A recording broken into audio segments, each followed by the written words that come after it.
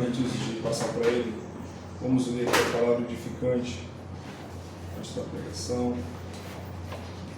Está lá em Hebreus, capítulo 11, versículo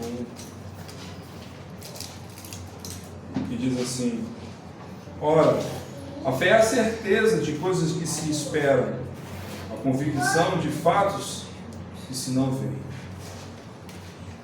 Seja Deus glorificado nesta manhã, neste momento de culto, e que Ele possa falar ao nosso coração, através da palavra dEle, e usando Teu Filho Flávio. Amém? Oremos. Senhor, continue falando conosco, ó Deus, através da Tua palavra, usa o Teu servo, tudo que Ele estudou, traz a memória, Pai querido, e que o Senhor possa, Pai querido, nesta manhã, falar conosco, porque o Senhor é o Deus bondoso.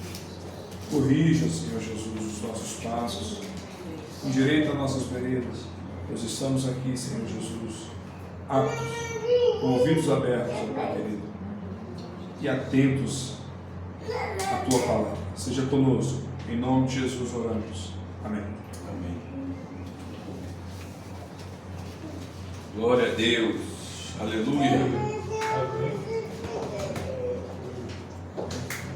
Como é bom estarmos juntos mais um domingo. Aleluia. Glória. É bom.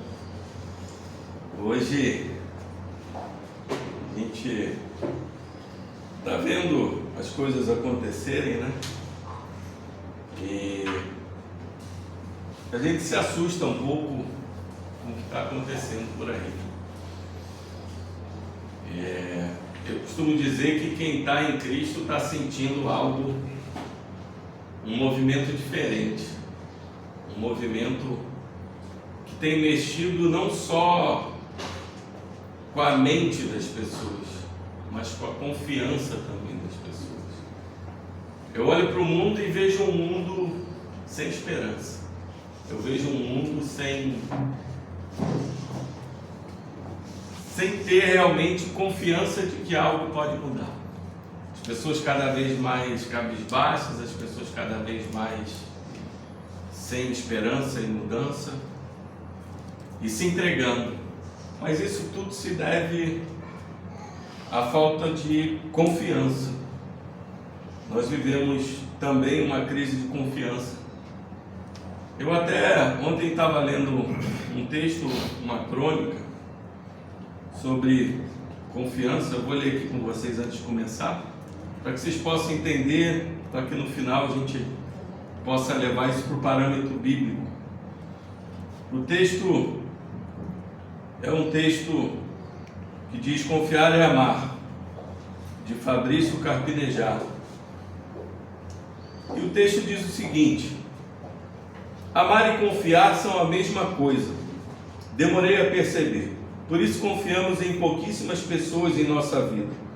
E podemos passar uma vida inteira sem confiar em ninguém. É tão difícil confiar quanto amar. Tão raro. A confiança e o amor são conquistados. Exigem tempo, observação, sinceridade, lealdade, soma de atitudes. Não é porque é sua mãe ou seu pai ou seu irmão que você vai confiar. Família não traz garantias. Confiar não é genético. Confiar é intimidade recompensada. Confiar é recíproco. É quando damos e recebemos simultaneamente. Confiar é contar um segredo e ver já no finzinho de nossa história que nunca foi revelado. É uma previdência privada de nossos mistérios. É quando as ações comprovam as palavras. Confiar não é para os apressados, mas representa o retorno de uma longa viagem mental. É a velhice dos nossos hábitos, a velhice das nossas frases, a velhice dos nossos juramentos. É quando um gesto recebeu a proteção do silêncio. Quando alguém confia sem conhecer, na verdade, está esperando confiar. É uma aposta para tornar mais fácil a convivência. Demonstramos despojamento no início das relações, mas somos complexos no decorrer da cumplicidade. Entregamos a chave da nossa casa para perguntar todo dia se o outro não extraviou. E perguntar é desconfiar. No máximo, confiamos desconfiando, com um pé atrás e um olho lá na frente. Confiamos com medo de confiar, sofrendo o receio de ser enganados, tremendo por depender de alguém, temendo pela nossa vulnerabilidade, assim como o amor. Falamos que amamos antes de amar, para nos convencer de que é amor. Falamos que confiamos antes de confiar, para nos convencer de que é amizade. Confiar é se desiludir, é se frustrar, é se decepcionar, assim como o amor.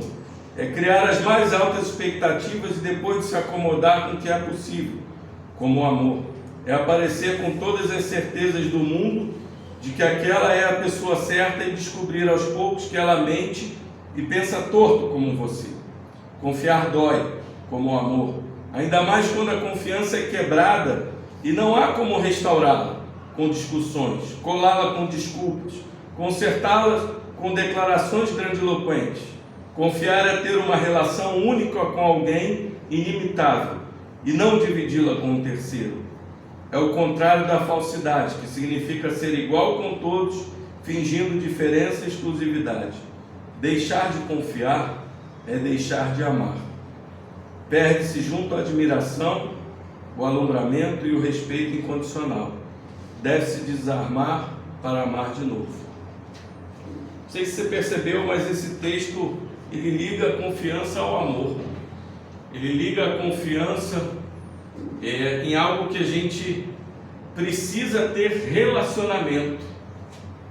E esse relacionamento ele advém de convívio, ele vem da gente poder aos poucos, por mais que a gente diga eu confio, a gente ainda não confia, porque a gente está sempre com o pé atrás e um olho na frente. E muitas vezes essa confiança, uma vez abalada, acabou. A gente não consegue mais dar um passo para frente com aquela pessoa, a gente se segura, a gente começa a estremecer. É esse tipo de confiança que eu estou falando aqui, que as pessoas têm hoje no mundo, que as pessoas têm em pessoas, que as pessoas têm em coisas, que as pessoas têm em algo que na verdade é inseguro, é trêmulo, é totalmente vulnerável. E assim como os outros, como os ídolos que as pessoas fazem, tanto nos nossos corações como em nós, às vezes ídolos de nós mesmos, tudo isso é falho, é vulnerável. Por isso que eu digo que a gente vive uma crise de confiança, que confiar acima de tudo exige um relacionamento, exige você se relacionar e ter a certeza de que aquilo é sólido, de que aquilo não vai desabar um dia, de que aquilo pode te segurar e falar, a minha confiança está nisso. É isso que falta hoje. E hoje o texto que nós vamos ler tem a ver um pouco com isso. Tem a ver com fé, tem a ver com confiança. E vocês vão entender no final, porque eu vou voltar um pouco ao escopo desse texto, para que entendam a verdadeira confiança. Hoje nós vamos ler o texto que está em Marcos, capítulo 9, dando sequência à nossa pregação sequencial em Marcos. Hoje nós vamos ler do verso 14 ao verso 29, um texto muito conhecido, que tem muita riqueza, e que nós precisamos hoje olhar para esse texto com um olhar um pouco mais cuidadoso, para ver o quanto muitas vezes nós perdemos. Assim diz o texto do nosso Senhor: quando eles se aproximaram dos discípulos, viram numerosa multidão ao redor e que os escribas discutiam com eles. E logo toda a multidão, ao ver Jesus, tomada de surpresa, correu para ele e o saudava. Então ele interpelou os escribas: que é que discutias com eles? E um dentre a multidão respondeu: mestre, trouxe-te o meu filho, possesso de um espírito mudo, e este, onde quer que o apanhe, lança-o por terra, ele espuma, rilha os dentes e vai definhando. Roguei a teus discípulos que o expelissem, e eles não puderam. Então Jesus lhes disse: ó geração incrédula, até quando estarei convosco? Até quando vos sofrerei? Trazei-o. E trouxeram-no. E quando ele viu a Jesus, o Espírito imediatamente o agitou com a violência. E caindo ele por terra, revolvia-se espumando. Perguntou Jesus ao pai do menino: há quanto tempo isto lhe sucede? Desde a infância, respondeu. E muitas vezes o tem lançado no fogo e na água para o matar. Mas se tu podes alguma coisa, tem compaixão de nós e ajuda-nos. Ao que lhe respondeu Jesus: se podes, tudo é possível que crê. Imediatamente o pai do menino exclamou com lágrimas: eu creio, ajuda-me na minha falta de fé. Vendo Jesus que a multidão concorria, repreendeu o espírito imundo, dizendo-lhe: espírito mudo e surdo, eu te ordeno, sai deste jovem e nunca mais tornes a ele. E ele, clamando e agitando muito, saiu, deixando-o como se estivesse morto, a ponto de muitos dizerem: morreu. Mas Jesus, tomando-o pela mão, ergueu e ele se levantou. Quando entrou em casa, os seus discípulos lhe perguntaram em particular: por que não podemos nós expulsá-lo? Respondeu-lhe Jesus: esta casta não pode sair, senão por meio de oração e jejum. Aleluia. Deus seja louvado.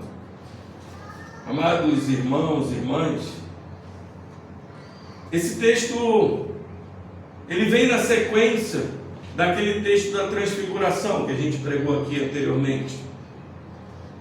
Tiago, Pedro e João estavam lá no monte com Jesus e tiveram uma experiência fabulosa, como nunca antes tivessem visto. Imagine aquela reunião solene em que a Trindade estava presente: Pai, Filho e Espírito. O maior profeta estava presente, Elias.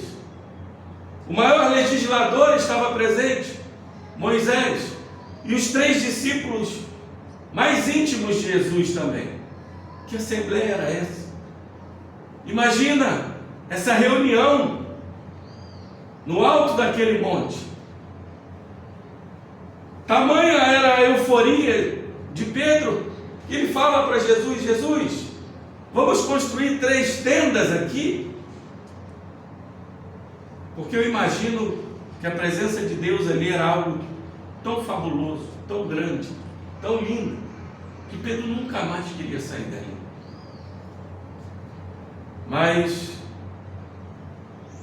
Deus Pai percebe o coração de Pedro e vê que ele estava tentando equiparar Jesus como mais um legislador, como mais um profeta, e de repente aquela nuvem aparece, esconde Elias e Moisés, e se ouve uma voz dizendo: este é o meu filho amado, ouvi-o.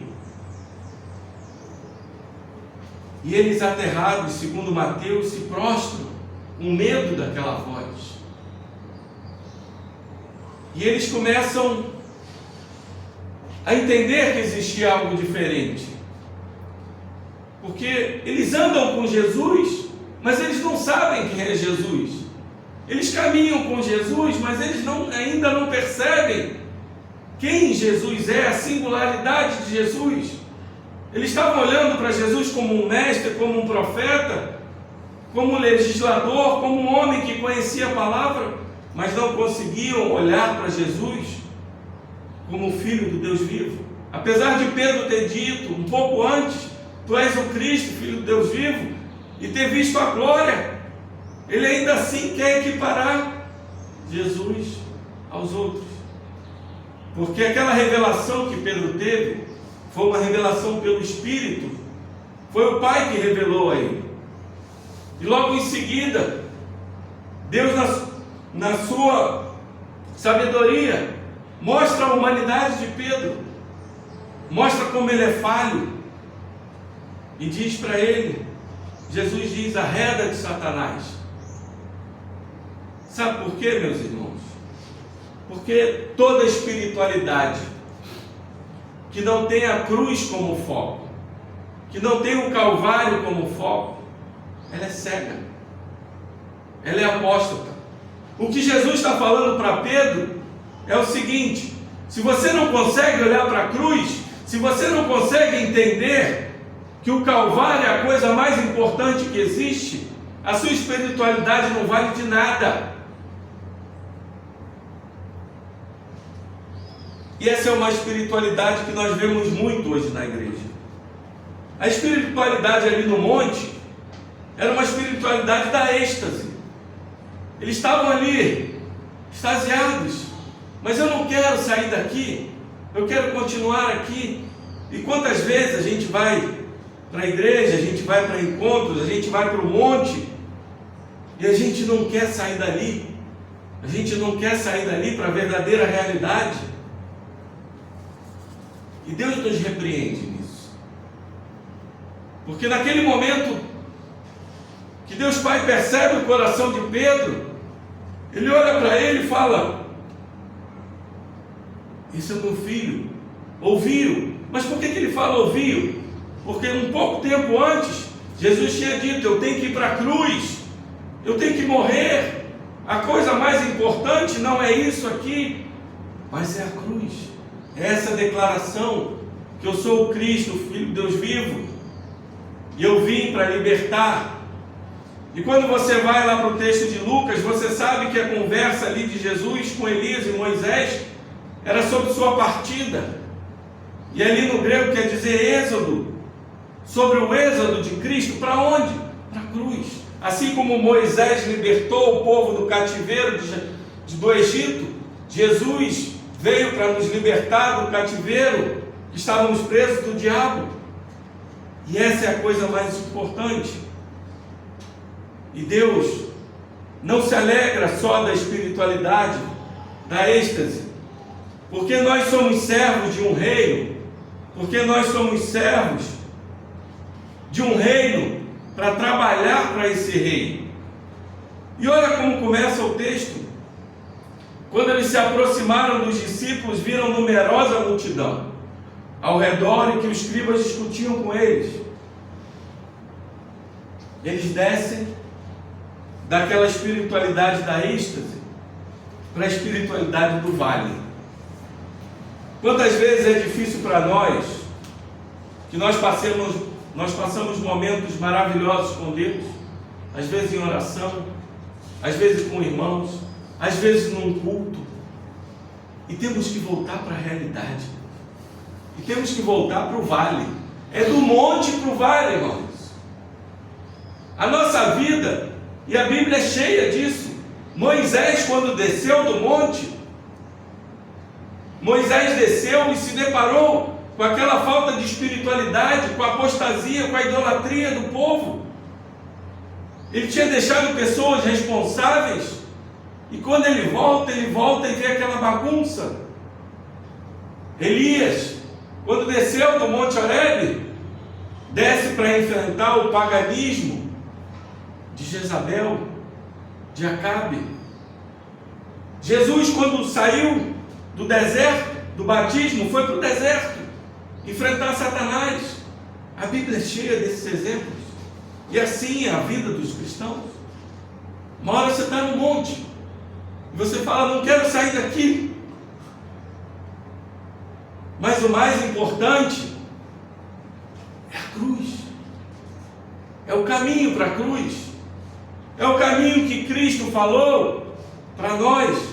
Se quer ser meu discípulo, negue a si mesmo, tome a sua cruz. E é isso. E eles descem para o vale, e quando chega lá, está aquela bagunça. Os escribas discutindo com os discípulos, e a multidão, todo mundo alvoroçado, desorganizado, e um espírito imundo numa criança. E você vai perceber que os três tipos de pessoas, de público, que estavam em todo o ministério de Jesus, estavam ali também. A multidão, os escribas e os demônios. E quando a gente desce para a realidade, é isso. É a multidão que nos embate, são os religiosos e são os demônios. Essa é a vida do crente que sai do monte para o vale, do crente que sai dessa vida de espiritualidade, de comunhão, de intimidade com Deus, para viver a realidade. E Jesus chega e a primeira coisa que ele faz é organizar aquela bagunça, porque ele vai direto para aqueles que estavam tornando aquela bagunça, os escribas. Diz assim: o que vocês estão discutindo aí? O que é que discutias com eles? E ali ele chama a atenção para ele. Jesus age como um verdadeiro líder, que muitas vezes nesses momentos de confusão, o verdadeiro líder é aquele que chama para si a responsabilidade e organiza. E eu quero chamar a atenção de vocês numa coisa aqui. Meus irmãos, o que Pedro, Tiago, João e Jesus viram aqui é que muitas vezes nós estamos vendo hoje. Nós estamos vendo hoje uma confusão, até própria dentro da igreja. E essa confusão, ela é muito clara no sentido de que as pessoas estão discutindo entre si. Você abre o Instagram, ou abre a internet, ou o que quer que seja, é um crente discutindo com outro, é uma pessoa da multidão discutindo com um crente. E muitas vezes, os verdadeiros discípulos de Cristo, perdendo tempo com discussões bobas, perdendo tempo. Enquanto isso, quando Jesus desce, ele olha ao redor e vê logo uma prioridade. Ele vê logo que um pai se aproxima dele e fala: mestre, trazendo um filho para ele, endemoniado. Quantas vezes nós da igreja estamos perdendo tempo com discussões bobas, e pessoas estão aí cativas, presas, sem estar libertas. Muitas vezes estão se discutindo coisas relacionadas a doutrinas, a teologias, a como fazer o culto, ao que é o culto certo. E dentro da própria igreja tem pessoas que estão precisando ser libertas. O que está acontecendo hoje diante de nós, diante da internet, até próprio dentro da igreja, quando a igreja se reúne? Entendam bem, eu não estou desvalorizando aqui o fato de você estudar, de você fazer o que é melhor para o culto, de você fazer o que é melhor para a igreja, mas existe uma prioridade, e essa prioridade foi o que Cristo nos disse: pregar o Evangelho, libertar os cativos, para que essas pessoas possam sim somar para o reino de Deus. Temos que ter muito cuidado, porque Satanás é mestre de distrações, e muitas vezes ele tem colocado distrações, como nós vemos aí grandes líderes discutindo entre si. E quantas pessoas precisando ser libertas, quantas pessoas precisando ouvir uma palavra, quantas pessoas, como eu falei aqui no início, que não têm esperança, que não conseguem mais confiar, e vem tanta bagunça, tanta confusão, como Pedro, Tiago, João e Jesus viram, que não conseguem mais ter solidez de confiança. Esse é um alerta para nós. E Jesus chama a atenção para ele, e o pai diz: trouxe o meu filho possesso do espírito mudo, e este, onde quer que o apanha, lança por terra, ele espuma, ri os dentes e vai definhando. Isso aqui classicamente na medicina é o que a gente chama de grande mal, uma epilepsia grande realmente. Mas Marcos vai nos dizer aqui que essa epilepsia tinha uma causa, e essa causa era um demônio. E muitas vezes esses espíritos malignos, eles podem acessar partes do corpo humano para usar aquelas doenças, para fazer com que as pessoas possam verdadeiramente serem atormentadas. Muitos pensam errado que um espírito maligno quer entrar numa pessoa para ter um corpo. Não. O espírito maligno, quando ele entra numa pessoa, ele só tem uma função, está mostrado aqui: é atormentar, é destruir, é matar. Ele não quer outra coisa além disso. Tudo que reflete a imagem de Deus, ele quer destruir, ele quer matar, ele quer atormentar. E é isso que ele faz. E assim que o Pai diz: eu roguei aos teus discípulos que expelissem, e eles não puderam. Então Jesus lhes disse: ó geração incrédula, até quando irei? Até quando estarei convosco? Até quando vos sofrerei? Para quem que Jesus provavelmente estava falando? Será que para os discípulos? Será que para a multidão, para os escribas? Ou para os três? Entenda bem, os discípulos, eles aqui não erraram, é apenas uma falha, porque eles não estavam completos ainda. Mas a multidão e os escribas tumultuando aquela situação, porque os discípulos, pouco tempo atrás, eles falam para Jesus: olha, até os espíritos têm se dobrado a nós. E de repente eles se deparam com uma situação que eles não conseguem expulsar, Maurício, aquele demônio. E eles já tinham expulsado tantos outros. Mas existia uma falha. E os escribas começam a falar: ué, vocês não dizem que tem poder? E os escribas conheciam muito mais as escrituras que aqueles homens. E o único respaldo que eles tinham era o poder de expulsar demônios, de demonstrar poder. E ali eles não demonstram. E o que a multidão provavelmente devia estar falando, está vendo? Isso é uma seita de farsantes, de pessoas que estão ali somente para demonstrar poder, mas na hora que precisam demonstrar, não conseguem demonstrar. E Jesus percebe isso e diz: ó geração incrédula. Quando ele diz ó geração incrédula, ele está olhando para aquelas pessoas da multidão, ele está olhando para aqueles escribas que não criam verdadeiramente que eles pudessem fazer o que precisava ser feito. Aquela multidão, aqueles escribas, estavam duvidando do poder dos discípulos, mas indiretamente duvidando do poder de Jesus. E quando Jesus chega, ele percebe isso.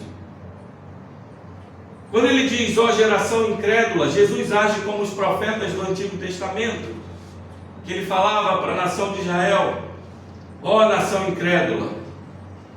Para aquele povo que não cria nos profetas, para aquele povo que não cria verdadeiramente em Deus. E a palavrinha no grego aqui, geração, que é geneia, nunca foi usada para os discípulos na Bíblia, era usada sempre para os outros. Então Jesus está confrontando sim as multidões e os escribas, para dizer: incrédulos, quantas vezes eu demonstrei poder e vocês ainda duvidando? E o interessante é que Jesus age de uma forma diferente, porque ele vê a angústia daquele pai. Isso é um novo ensinamento para nós como igreja, que muitas vezes a gente se depara com um endemoniado, ou a gente se depara com um religioso, ou a gente se depara com pessoas que têm dificuldade de entender a verdadeira fé, e nós vamos logo de sola. Olha como Jesus age. Primeiro, ele olha e pergunta ao pai do menino: há quanto tempo isso sucede? Jesus se relaciona. Ele dá uma oportunidade da pessoa abrir o coração dela. Jesus não sabia quanto tempo acontecia. Ele não sabia o que estava dentro daquele menino? Ele não sabia de todas as coisas antes mesmo de fazer a expulsão? Mas ele queria se relacionar. E muitas vezes isso é um ensinamento para nós, que antes da gente demonstrar o poder e a autoridade de Cristo, nós temos que nos achegar, trazer para perto as pessoas, conversar, deixar que elas se abram, para que elas possam entender que existe relacionamento. E quando Jesus faz isso com ele, o Pai se abre. E ele fala assim, desde a infância. A palavra aqui, infância, é desde o nascimento realmente. Muitas vezes pessoas não creem em demônios, mas a Bíblia nos mostra que os demônios podem atormentar desde o nascimento das crianças. E hoje, os espíritos malignos têm focado muito a nova geração, as crianças. Tem mensagens subliminares em filmes, em desenhos, em palavras, em cantores, porque eles querem derrubar a próxima geração. E os pais têm que estar atentos a isso. E aqui o pai começa a se explicar e fala, muitas vezes tem lançado no fogo e na água para o matar, mas se tu podes alguma coisa, tem compaixão de nós e ajuda-nos. Aquele homem desesperado pelo relacionamento que Jesus teve com ele, ele olha para ele e fala, tem compaixão. Desde cedo, desde novo, eu procuro resolver o problema do meu filho e não consigo. Tem compaixão de nós. Se pode fazer alguma coisa, faça. Foi construído um relacionamento de confiança. Foi construído um relacionamento em que, por mais que ele soubesse o que Jesus vinha fazendo, por mais que ele soubesse que o Jesus pudesse estar fazendo era verdadeiro, precisava desse relacionamento, dessa confiança. E Jesus abre isso para ele. E Jesus lhe responde, se pode, tudo pode aquele que crê. Deixa eu tirar um entendimento muitas vezes errado. Muitas vezes as pessoas acham que essa frase é uma carta branca para Jesus fazer todas as nossas vontades. Eu creio que eu vou ganhar um carro. Eu creio que eu vou ter uma família grande. Eu creio que vou ter filhos. Isso não é uma carta branca. O que Jesus está dizendo aqui é que dentro da perspectiva da sua vontade, do seu poder, tudo é possível. Mas logo à frente nós vamos entender o porquê que isso não é uma carta branca. Porque além de relacionamento existe uma coisa a mais que precisa existir. E você vai lembrar agora que quando Jesus estava no alto do monte com Pedro, Tiago e João, o que Jesus foi fazer, que está dito na palavra? Jesus foi orar. Enquanto eles subiram o monte sem saber o que fazer, Jesus subiu o monte para orar. Muitas vezes, Deus nos leva ao monte, ao êxtase, à presença dEle, à glória dEle, à sensação do amor dEle, para nos preparar para algo mais forte que vem pela frente. Aleluia. Jesus subiu ao monte para orar ao Pai, para que o Pai pudesse preparar o seu caminho para a cruz, para fortalecer o Espírito de Jesus. Isso é o que você tem que fazer. E assim conosco, muitas vezes as coisas têm acontecido para que a gente vá ao monte orar, para que a gente busque a presença de Deus, para nos preparar para algo que vem forte aí pela frente. Uma oposição espiritual grande, uma oposição das multidões, uma oposição dos religiosos. E quando nós estamos cheios dessa presença, é isso que tem faltado às pessoas, e é isso que faltou aos discípulos. O que falta hoje na igreja de Cristo é uma espiritualidade sem poder. As pessoas estão indo para a igreja, às vezes para ouvir uma palavra, às vezes para receber uma bênção, às vezes para estar naquela êxtase que a gente comentou, mas ninguém quer descer do monte para ir para o vale. Nós temos essa concepção de que o vale é um lugar doloroso, que o deserto é um lugar doloroso. Os nossos corações não querem andar no meio de um lixão para ver a realidade, para ver a dor, o sofrimento de pessoas que não têm o que comer. Os nossos corações e nossas mentes não querem lidar com o corredor de hospital, de famílias chorando, de pessoas sofrendo.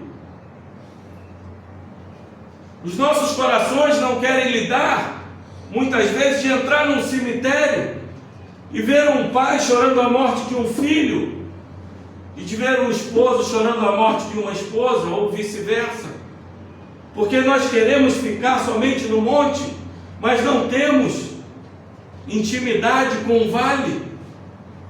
E o que falta hoje na igreja é entender que a espiritualidade da êxtase não serve nada se ela não tiver poder. E Jesus nos mostra como se alcança poder. Ele subiu para orar. E Jesus, cheio do poder de Deus, preparado para aquela situação, ele olha para o espírito imundo, e olhando para o pai do menino exclama em lágrimas: eu creio, mas com uma fé ainda fraca, incipiente, mas uma fé humilde. Essa é a verdadeira fé diante de Deus. É quando nós entendemos que nós estamos no vale, passando por problemas, e nós podemos nos achegar a Deus, ainda, por mais que a gente tenha estado cheio de poder no dia anterior. Vamos entender uma coisa: o dia anterior não é o dia presente, nem é o dia futuro. O maná caía todo dia do céu. Não é porque eu expulsei demônio ontem que eu vou expulsar demônio hoje, que eu vou expulsar demônio amanhã. Não é porque eu orei bem ontem que eu vou orar bem hoje. Não é porque eu preguei bem ontem que eu vou pregar bem hoje. Sabe o que Cristo quer nos dizer com isso? Que nós precisamos de intimidade diária. É oração diária, é poder diário, é onde a gente se fortalece. É quando a gente saiu do monte, está no vale, e como esse homem a gente diz: Senhor, eu estou fraco, mas eu creio. A humildade de declarar a sua incapacidade, a sua insuficiência. A fé, ela é a ponte entre a nossa insuficiência e a total suficiência de Deus. A fé é a ponte entre a nossa impotência e a onipotência de Deus. A fé é a ponte entre a nossa fragilidade e a solidez daquele em quem nós cremos. E a fé requer oração. Esse homem, em lágrimas, falou: eu creio, ajuda-me na minha falta de fé. Ele declara que a fé dele é insuficiente, porque ele sabia que existia um abismo muito grande entre a fé verdadeira de Jesus e a fé dele. E quando nós nos prostramos diante de Deus e sabemos: Senhor, a minha fé é falha, porque Quantas vezes nós murmuramos e falamos? Isso é uma desconfiança. Senhor, tanto que eu fiz, tanto que eu orei, tanto que eu clamei e nada mudou. Mas Jesus, Ele é tão amoroso que Ele olha para aquele homem, Ele poderia dizer: olha, primeiro vai limpar suas vestes, primeiro vai crer que eu sou o Filho de Deus, mas depois você chegar a mim. Mas Ele se relaciona, e como um abraço, Ele chama o filho e repreende o espírito imundo, e aquele espírito imundo se debate dentro da criança e sai, e ele cai como morto. Esse é um milagre em 2 estágios, porque muitas vezes Jesus fez isso para olhar como estava o coração daquelas pessoas. Será que agora eles creem ou é preciso algo mais? E certamente aqueles escribas e a multidão, porque muitos falaram aqui, morreu. Quando você fala morreu, você está falando o quê? Seu poder não é de nada. Você expulsou, mas ele morreu. E assim, muitos milagres nas nossas vidas acontecem.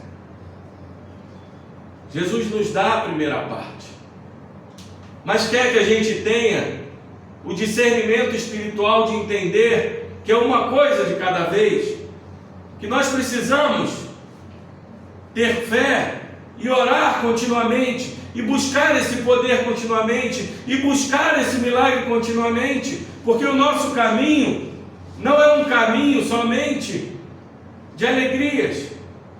Nós vamos ter momentos de aflições, Jesus nos garantiu isso, mas Ele nos garantiu que estaria conosco até a consumação dos séculos, até o fim dos nossos dias, que Ele seguraria nas nossas mãos, assim como Ele levantou Pedro das águas. Ele nos levanta todo dia do chão, quando estamos prostrados, caídos, fracos, inúteis, diante desse mundo hostil, diante de demônios hostis, diante da nossa carne hostil a nós. E Ele olha ao redor e todo mundo morreu, e Ele levanta e ergue, e a criança levanta, e depois eles saem dali. E eu quero que você perceba uma coisa no texto. Eles, em vez de estarem maravilhados com o milagre, eles, em vez de estarem maravilhados com a fé daquele homem, eles, em vez de estarem maravilhados com algo que aconteceu ali, que era sobrenatural, excepcional, eles voltam a ficar focados em si mesmos.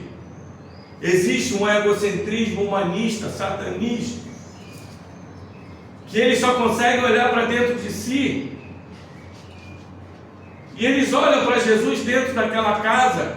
Casa no Evangelho de Marcos é lugar de ensino, é lugar de instrução, é lugar de pausa. Quando eles pausam para conversar com Jesus, o foco deveria estar nele e dizer: mestre, que coisa linda o Senhor fez. Mestre, como foi aquilo? Que poder é esse que vem do alto? Quem tu és? Mas eles olham para dentro de si e dizem assim: por que nós não podemos expulsá-lo? Porque nós. E quantas vezes nós da igreja dizemos: por que nós não conseguimos? Por que nós não fazemos? Por que nós? E Jesus está dizendo para nós agora. Sabe por que o nós não tem acontecido? Sabe por que o nós não tem rompido? Porque há hoje uma espiritualidade sem poder. Pessoas que querem, como esses discípulos, expulsar demônios sem orar. Pessoas que querem passar pelo vale sem a palavra de Deus e sem orar. Jesus passou pelo deserto apenas com a palavra de Deus. Ele mandou Satanás embora com a palavra de Deus e com oração. Tem pessoas que querem debater na internet com pessoas de outras religiões sem orar. O apóstolo Paulo nos avisou que a nossa briga não é contra a carne e contra o sangue, mas contra principados, potestades, hostes espirituais da maldade, contra esse mundo tenebroso. Existe uma hierarquia no mundo espiritual, o apóstolo nos mostra isso. E muitas vezes nós vamos lidar com situações pesadas, que a gente vai sair de uma situação de êxtase para o vale, mas nós precisamos de poder. E de onde vem esse poder? É o que hoje a igreja não quer fazer. A igreja muitas vezes quer ir para uma conferência, quer ouvir pregações, quer ouvir palavras, quer ouvir pessoas, quer ouvir profecias, mas não quer botar o joelho no chão, mas não quer orar, não quer chorar diante de Deus todos os dias. Essa espiritualidade sem poder, Jesus diz para eles: não adianta, essa casta não pode sair sem oração e sem Jesus. O que Jesus está falando aqui não tem a ver só com jejuar e orar. Jesus está dizendo para eles: se não me buscarem, se não buscarem verdadeiramente a Deus, se não buscarem esse poder diariamente, como o povo de Israel buscava o maná, não vão conseguir ter poder, não vão conseguir vencer o mundo, não vão conseguir vencer o diabo, não vão conseguir vencer a carne, não vão romper os milagres, porque o milagre ele não vem de nós. Nós somos servos de um reino, mas quem tem todo o poder é quem está sentado no trono, não é quem está peregrinando e servindo, mas é aquele embaixador que fala no nome do rei, é aquele embaixador que fala assim: olha, a palavra do meu rei é essa. Meus irmãos e irmãs, o que Cristo nos diz aqui é: para eu trabalhar, eu preciso orar. Para eu discutir com a minha família, eu preciso orar. Para eu sair de casa, eu preciso orar. Até para eu sair para orar, eu preciso orar. Para eu viver uma vida, eu preciso orar. Eu preciso ir ao monte para que Deus me prepare para eu voltar para o vale. Porque a minha espiritualidade no monte não serve para nada se eu não entender que eu tenho que ir para o vale, se eu não entender que o meu caminho é junto com Jesus para a cruz, se eu não entender que uma espiritualidade que não olha para a cruz, ela não serve de nada, porque ela não tem poder. O que hoje nós mais vemos nas igrejas é um evangelho míope, cego, que só fala da prosperidade, que não fala da cruz, que não fala das aflições, que não fala do confronto, que não fala do poder de Deus. O que mais se diz é: você tem poder, você pode, você acontece. E ninguém fala: o poder não é seu, é de Deus.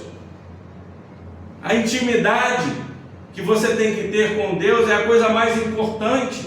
O relacionamento que você precisa ter com Deus é a coisa mais importante da sua vida. Se não houver joelhos no chão, se não houver leitura da palavra, não há poder. Não há poder na igreja, não há poder nos discípulos, não há poder em profetas, não há poder em ninguém. Jesus nos mostra que a intimidade com Ele, um relacionamento com Ele, é o que nos prepara para vivermos nesse mundo. E eu falei que eu iria voltar aqui na questão da confiança. A verdadeira fé, ela precisa de 3 coisas que os grandes estudiosos da igreja diziam. São 3 palavras latinas que você vai ver aí no texto que eu coloquei para você ler em casa. A primeira é notícia, que é uma palavra que quer dizer conhecimento. Você precisa ter conhecimento do que você está seguindo. Conhecimento doutrinário ele é importante, porque não existe uma fé que não tenha um componente intelectual. Eu preciso saber, porque o apóstolo Paulo vai dizer lá em Romanos, se você crê no Cristo ressurreto, que Ele ressuscitou dos mortos, se você crê que Ele é o Filho de Deus, existem proposições intelectuais que precisam ser cridas. O conhecimento ele é necessário. Segundo ponto é uma palavrinha chamada assensus, que é um assentimento. É quando você crê que aquilo tudo que você leu é verdade. Quando você crê que aquilo tudo que você leu é verdade, o seu passo de fé salvífica está se formando. E o último ponto chama fidúcia. Fidúcia é confiança. É quando eu leio essa palavra aqui e eu conheço essas verdades, eu tenho a certeza absoluta pelo Espírito de Deus que isso aqui é a verdade, mas eu confio acima de tudo nisso aqui, mais do que todas as outras coisas. Essa é a fé salvífica. Quando a gente reúne a notite, o assensus e o fidúcia, o conhecimento, o assentimento e a confiança, é a verdadeira fé. Mas Jesus é tão misericordioso que muitas vezes ele exige de nós apenas o conhecimento. Porque o apóstolo Paulo vai dizer, se não tiver quem pregar, como terão pessoas salvas? Porque precisa das doutrinas. As pessoas precisam entender que Cristo é o libertador, é o Salvador, é o Filho de Deus encarnado que desceu, sofreu, morreu naquela cruz para nos libertar do pecado e nos colocar numa posição de viver a eternidade junto com Deus. E é somente isso que Cristo exige. Porque assim que você entende isso, o Espírito de Deus vem, arrebata o seu coração e faz com que você tenha o assentimento de que aquilo é verdade. Mas o último ponto da verdadeira fé que salva, esse é o ponto que a gente focou nesse texto, é o relacionamento.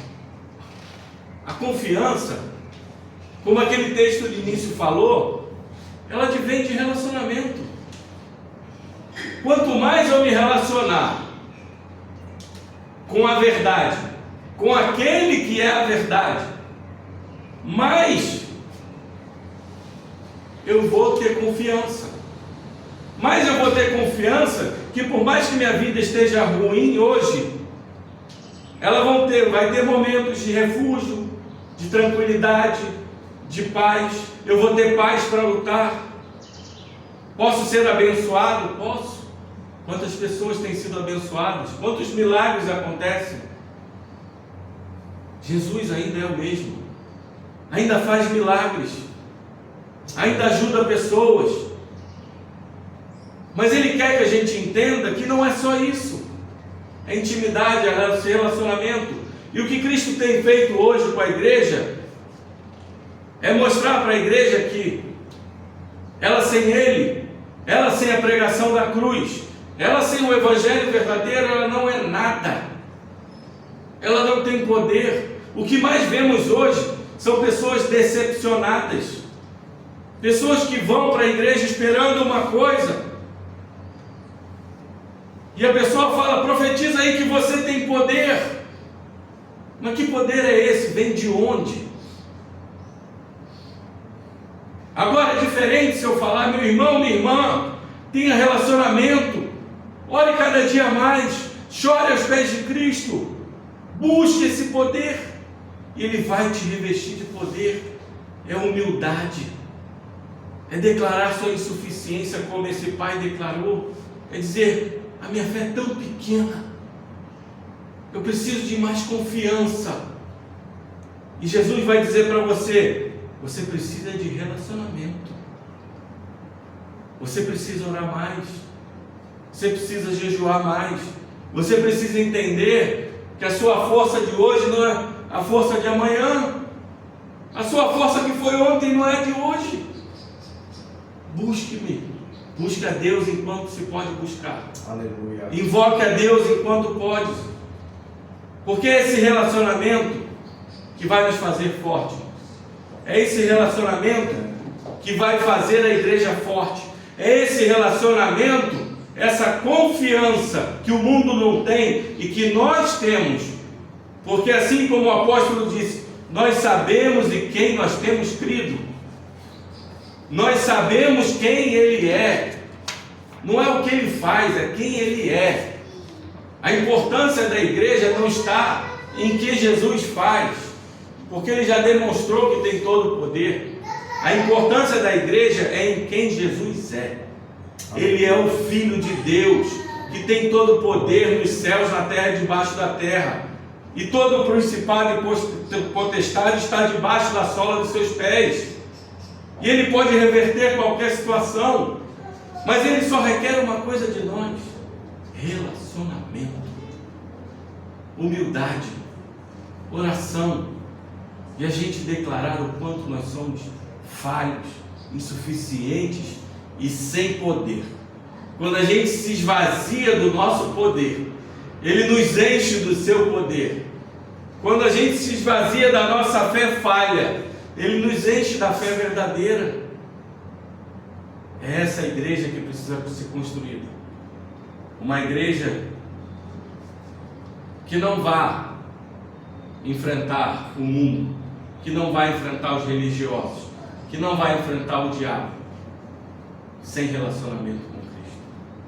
Não existe espiritualidade sem poder. E o poder que nós precisamos, Jesus diz no final desse texto, por meio de oração e jejum. Assim é o nosso Deus. É um Deus de relacionamento. Nós somos imagem e semelhança de Deus. O nosso Deus é triuno, é Pai, Filho e Espírito, para nos mostrar o que? Existe relacionamento entre eles, e se existe entre eles, tem que existir entre nós e Deus. Nós não nascemos para sermos egocêntricos, para vivermos uma vida separada de Deus. Nós vivemos para ter uma vida de relacionamento com Deus. E quanto mais nós nos relacionarmos, mais esse poder de Deus descerá sobre nós, descerá sobre a nossa igreja, e descerá para mudar não só a nossa história, mas como foi orado aqui, a história do nosso bairro, da nossa cidade, do nosso estado, da nossa nação e do nosso mundo. Porque é disso que nós precisamos, é entender que o verdadeiro poder vem do relacionamento do Rei, que reina com todo o poder nos céus, na terra e debaixo da terra. Amém? Amém. Deus seja louvado. Senhor nosso, Pai Santo, ó Pai, quando olhamos para um texto desse, vemos quão fraco nós somos tantas vezes nas nossas vidas. Porque é muito bom, sim, Pai, estar na Tua presença, ouvir a Tua palavra, cantar, louvar, ir para o encontro com o Senhor, ir para o monte orar, estarmos cheios da Tua presença. Mas quando vamos para o vale, nós começamos a nos sentir fracos, porque muitas vezes buscamos alimentos errados, ou estamos distraídos, discutindo assim como os teus discípulos estavam. E quantas pessoas aí precisam do alimento que o Senhor nos dá dia após dia, precisam ser libertas, pessoas endemoniadas, pessoas cativas em vícios, pessoas cativas na sua carne. E nós, servos da Tua igreja, precisamos comer desse maná todos os dias. Ensina-nos, Senhor, a orar. Ensina-nos, Senhor, a buscar, ter relacionamento. Ensina-nos, Senhor, a jejuar e a poder dizer: Senhor, só o Senhor tem poder. Eu sou insuficiente, tu és todo suficiente. Eu sou impotente, tu és onipotente. Eu sou frágil, tu és o forte que amarrou o valente. Como nós precisamos de ti, Senhor. Ensina a tua igreja a ter relacionamento. Ensina a tua igreja a dobrar mais os joelhos, a buscar uma espiritualidade não só de conhecimento bíblico, mas de poder. A poder na oração. A oração move os céus, move o coração de Deus, move o amor de Deus e move o poder de Deus. Que o Senhor nos ensine cada dia mais. Ensina a tua igreja, corrija os nossos erros, corrija a nossa espiritualidade cega e ensina-nos a ter uma espiritualidade de poder. Porque o dia que a igreja tiver essa espiritualidade de poder e entender que é buscando relacionamento contigo todos os dias, essa igreja vai enfrentar o mundo, os religiosos, a carne, e essa batalha será vencida com o teu poder, para a honra e glória do teu santo nome.